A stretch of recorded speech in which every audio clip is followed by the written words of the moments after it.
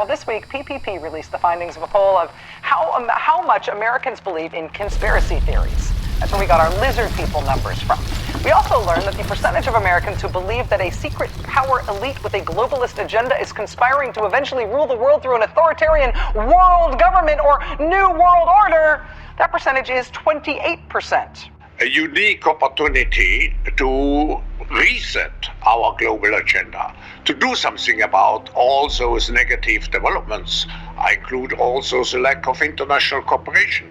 Well, let's use this window of opportunity and let's recreate a global framework which really is in line with the requirements of a society in the 21st century. Whereas Edom saith, we are impoverished, but we will return and build the desolate places, thus saith the Lord of hosts. They shall build, but I will throw down, and they shall call them the border of wickedness, and the people against whom the Lord hath indignation forever. There are many devices in a man's heart, nevertheless, the counsel of the Lord, that shall stand. The affirmative task we have now is to actually create a new world order, because the global order is changing again. And the institutions and rules that worked so well in the post-World War II era for decades, they need to be strengthened, and some have to be changed.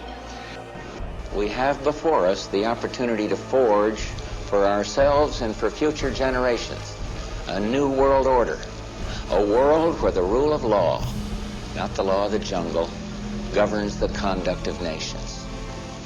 When we are successful, and we will be, we have a real chance at this new world order, an order in which a credible United Nations can use its peacekeeping role to fulfill the promise and vision of the UN's founders.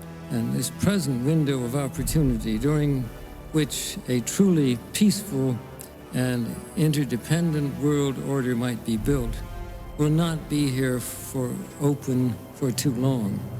Today we must develop federal structures on a global level. To deal with world problems, we need a system of enforceable world law, a democratic federal world government.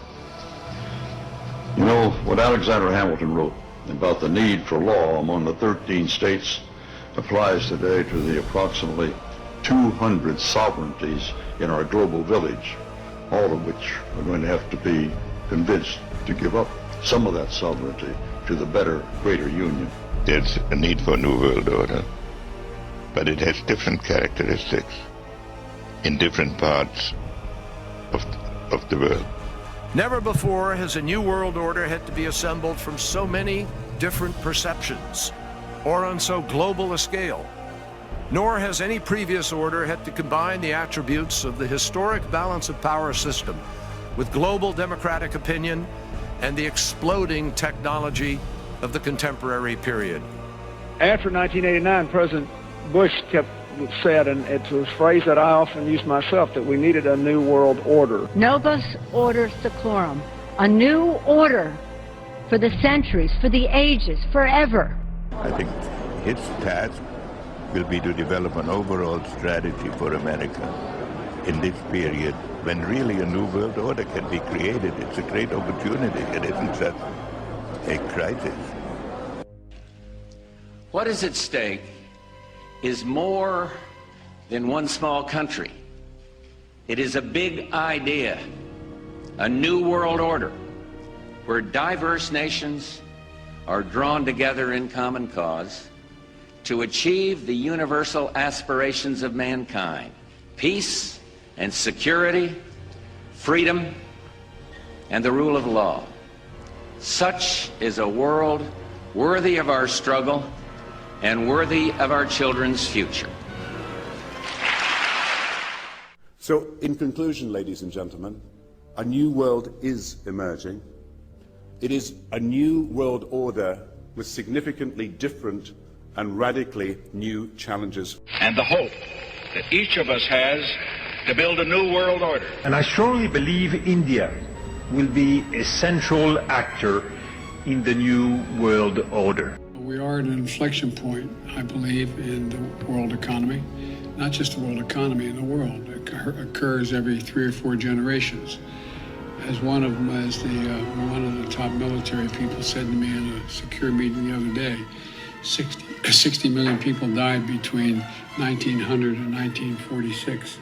And since then, we established a liberal world order, and that hadn't happened in a long while. A lot of people died, but nowhere near the chaos.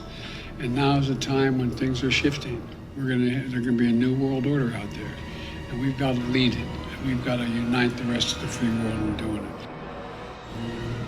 We are grateful to the Washington Post, the New York Times, Time Magazine, and other publications whose directors have attended our meetings and restricted their promises of discretion for almost 40 years. It would have been impossible for us to develop our plan for the world if we had been subject to the bright lights of publicity. But the world is now more sophisticated and prepared to march toward a world government. He disappointeth the devices of the crafty, so that their hands cannot perform their enterprise. He taketh the wise in their own craftings, and the counsel of the froward is carried headlong. In the fullness of his sufficiency, he shall be in straits. Every hand of the wicked shall come upon him. When he is about to fill his belly, God shall cast the fury of his wrath upon him, and shall rain it upon him while he is eating.